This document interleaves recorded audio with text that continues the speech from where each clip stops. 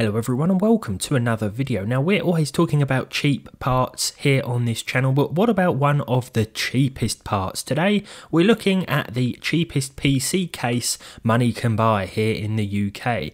Priced at just £19.99. This is the AeroCool CS104. Let's open it up and see what we're dealing with here. Now if we take a look at the box, we have the specs printed right on here. This is the mini tower case in black. It supports micro ATX and mini ITX motherboards. It also has support for a DVD drive as well, and according to the box supports GPUs up to 286mm and CPUs or CPU coolers up to 167. Please excuse the dog here, just begging for some attention, it would seem. So let's crack open this AeroCool, see what we've got, and talk about my experience building in this thing. As I said at the start, we're always talking about cheap components, and one great way to save money is by buying a less expensive case. The cheapest case though, is that a good idea? So nothing fancy inside the box. We have the case itself, the AeroCool logo on the front here, packed between two pieces of polystyrene. Taking it out of the case, and I'm pretty pleased with how this looks. I do like a plain case, not a big fan of RGB though, it is certainly growing on me.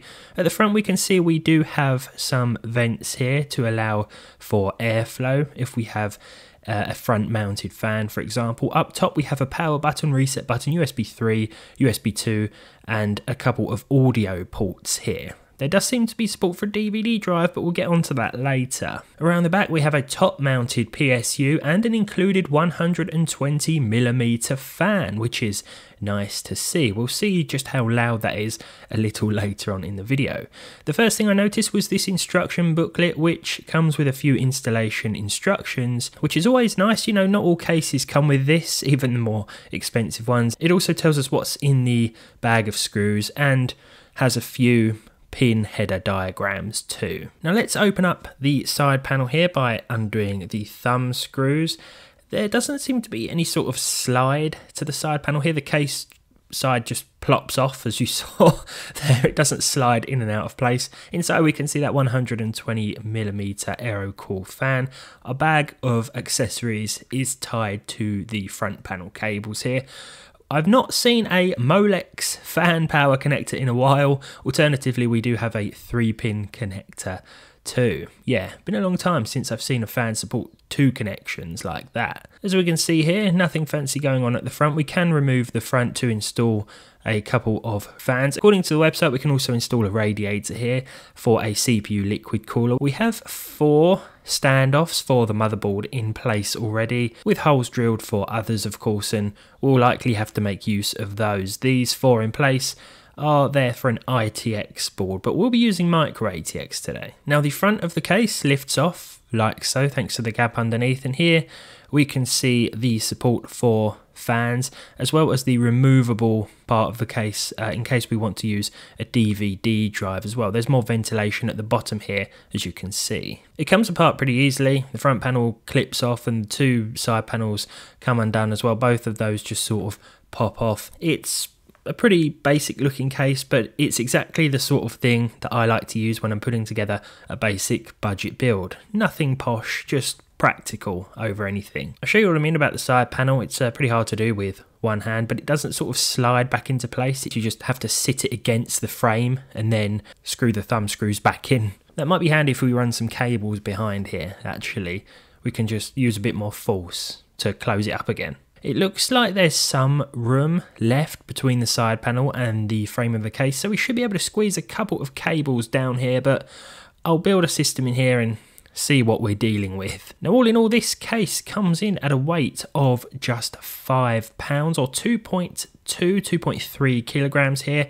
It doesn't feel heavy at all. You can lift this up with one hand and swing it about if you wanted to, straight out of the box. Don't know why you would, but I'm just trying to convey how light this thing is. Unlike some of the older cheap cases that we used to get on the market though, there's no horrible sharp edges here. I haven't touched any part of it and then cut my hand open immediately like you may have done a few years ago with different cases. I certainly did anyway. So as you can see, I've put together a cheap i5 8400 PC inside this case using a micro ATX board, ATX PSU. We haven't got the graphics card in here yet, but you can see that everything fits in here pretty nicely. I did run a few cables around the back here, namely the power cable and the two graphics card PCIe cables. I was able to get the side panel on easily just by pushing it and closing it, so there's definitely room to run a few cables back here, and of course my cable management isn't the best out there, I'll happily admit. Now, in order to install a graphics card in here, we have to undo this single screw here, and then this part just sort of flops down. There's no removable blanking plates. We sort of have to push these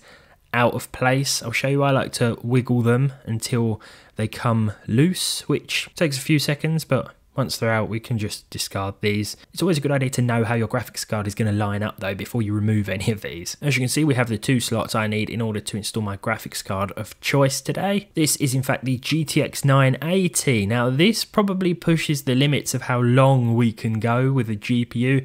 We do have a few centimeters, a couple of centimeters left to spare here.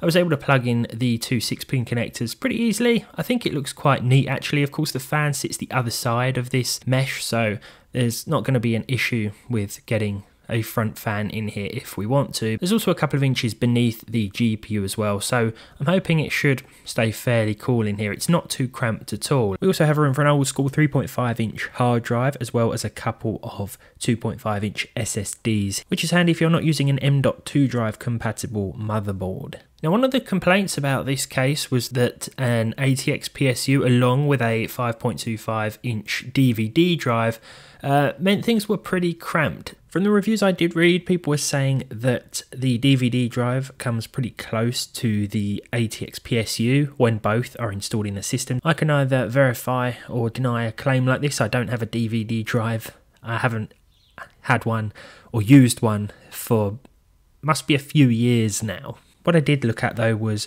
whether or not a 240mm liquid cooler fit in here, and as you can see it sat up against the front nicely here. I'm pretty sure if you have the budget for a liquid cooler though, you're probably looking at slightly higher priced cases, but I wanted to check this out anyway. The way I've configured the radiator here, you're going to want a shorter graphics card, that's for sure, but if you put the fans on the outside, that'll give you a bit more space on the other side of that mesh. As it is, this configuration with the fans on the inside like this, it's going to be fine with those shorter and low profile cards, that's for sure.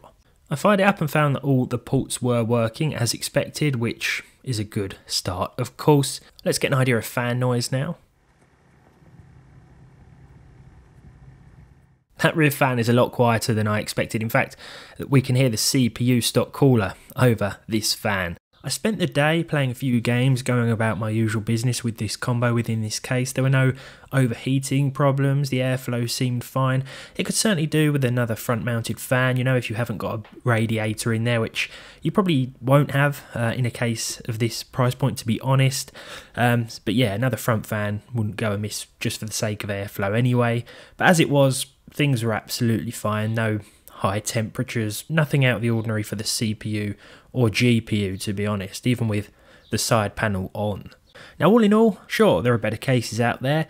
In fact, if you spend £10 to £20 more on a same brand case, something from Aerocore, then you may get something with a side panel and RGB fans, maybe even something with a bottom mounted PSU as well. But if you want the absolute cheapest of the cheap, you're on a tight budget and you're looking for a case that's going to be okay, honestly, for £20, maybe you've got a bunch of older or cheaper components, you don't want to spend too much, then this is honestly going to be fine, and that's all there is to it really. But I hope you've enjoyed this one. Let me know what you think of this case and whether or not you actually use one. Thanks for watching, and I'll see you next time.